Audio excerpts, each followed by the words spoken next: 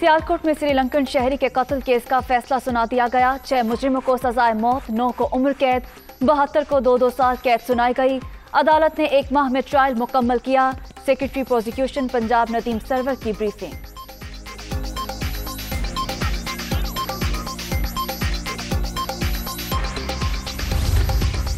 वज़ीर आज़म को कतर के अमीर का टेलीफोन ओहदा संभालने पर मुबारकबाद। 2 तरफा ताउन को मजीद बढ़ाने की ख्वाहिश का इज़हार। शहबाज शरीफ की शेख तमीम को दौरा पाकिस्तान की दावत।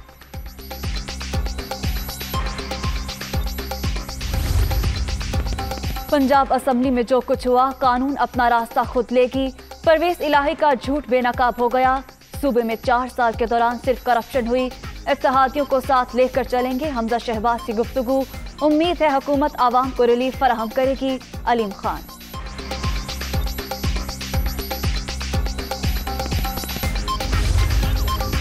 आपका तोहफा आपकी मर्जी नहीं, ये तोहफे भी रियासत के, मर्जी भी रियासत की। अब धौंस नहीं चलेगी, हिसाब देना पड़ेगा, मरियम नवाज का ट्वीट।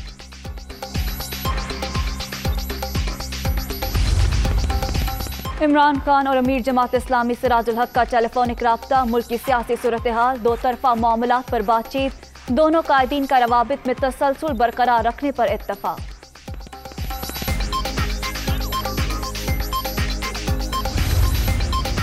मुल्क भर की बार एसोसिएशन की जजेस के खिलाफ मनफी मुहिम की मुसम्मत।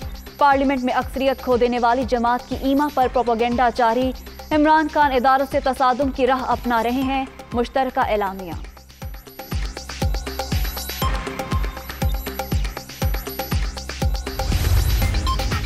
ANP की तरजीहात हुकूमत नहीं आवाम है, दीगर इत्तेहादियों को काबीना में जगह दी जाए।